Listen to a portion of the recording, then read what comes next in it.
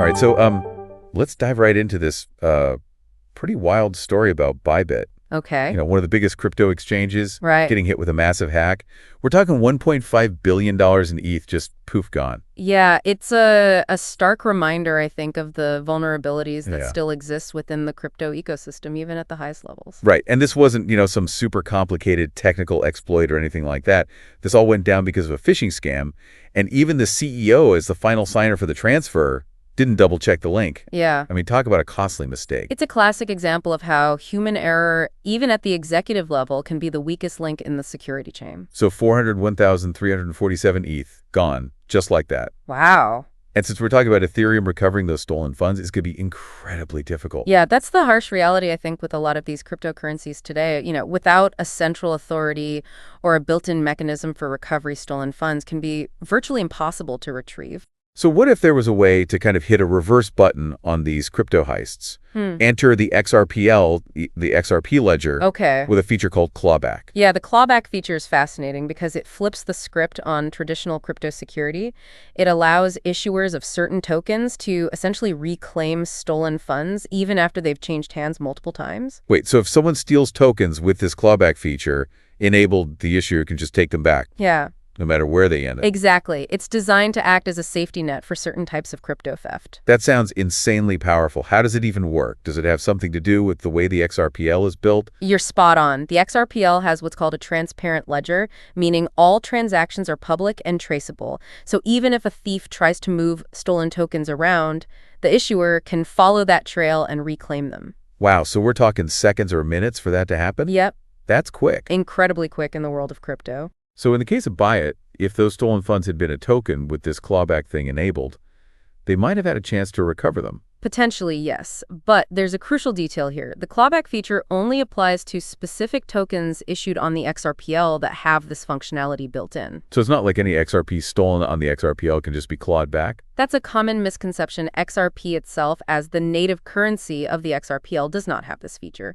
It's up to the issuers of other tokens to decide whether or not to enable the clawback function. Got it. So it's kind of a special setting Right. that issuers can turn on or off for their tokens. Do you have an example of a token that actually has this clawback feature? Absolutely. Ripple's own stablecoin RLUSD is designed with the clawback feature enabled. So if someone were to steal RLUSD, Ripple could potentially reclaim those stolen tokens? Yeah, it's a pretty remarkable concept, right? Like a built-in safety net for certain crypto assets. Yeah.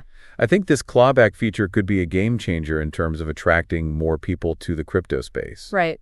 Who are currently hesitant because of all the security concerns. It definitely seems like it could add a layer of trust and security, especially for, those who are new to crypto Yeah. and maybe a little intimidated by all the risks involved. Exactly. Imagine if traditional financial systems had a similar feature. Let's say someone steals your credit card and goes on a shopping spree. Okay. With a clawback-like mechanism, the bank could potentially track those fraudulent purchases, Yep. reverse them, return your funds. Right. It would definitely make people feel more secure about using their cards. That's a really great analogy. But let's be realistic here. Even with a feature like clawback, it's not going to prevent all crypto theft, right? Of course not. It's Right. not a magic bullet. Think of it like an extra layer of protection, kind of like having a security system in your house. Okay. It can deter theft and potentially help you recover stolen goods, Right. but it's not going to make your house completely impenetrable. So even with a clawback feature, we still need to be smart about security. We can't just assume that our tokens are completely safe and let our guard down, Absolutely. Security is a shared responsibility. right? Issues need to implement robust security measures, and users need to be vigilant about protecting their own assets. So what can users do to protect themselves? Besides being aware of phishing scams and not clicking on suspicious links, what else should we be doing?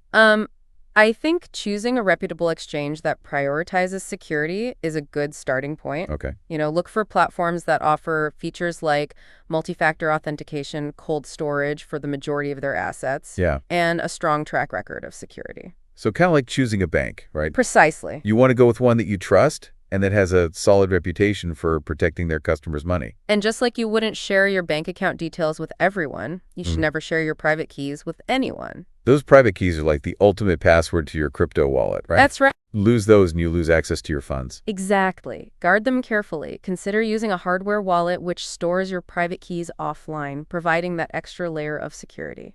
Okay, so choosing a secure exchange and safeguarding your private keys are crucial. But what about the tokens themselves? Are there any red flags to look out for?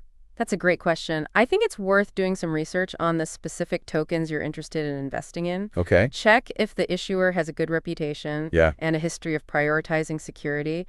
See if they've implemented any additional security measures like a bug bounty program to incentivize developers to find and report vulnerabilities. So even within the world of tokens, there's a spectrum of security levels. Yeah. It's not just about whether or not a token has a clawback feature. It's about looking at the bigger picture and assessing the overall security posture of the issuer and the token itself. That's a really insightful point. I think it's easy to get caught up in the hype surrounding a particular token or project. Yeah. But it's crucial to take a step back and evaluate the security aspects before you invest. Security should always be a top priority, especially in a space like crypto where transactions are often irreversible. Yeah. Once your funds are gone, they're gone. Exactly. And while technologies like the XRPL's clawback feature are promising steps towards enhancing security in the crypto space, Right. they're not a substitute for being informed and proactive about protecting your own assets. Yeah, it really is a wild west out there in this crypto world. I mean, you've got these incredible technological advancements, Right. but also these inherent risks Yeah. that we need to be aware of. And that's what makes it so compelling, right? It's this constant push and pull between innovation and security, Right. decentralization, and the need for safeguards. And with technologies like the XRPL's clawback feature kind of emerging, it feels like we're at a turning point. It's certainly sparked a lot of debate within the crypto community. Oh, I bet.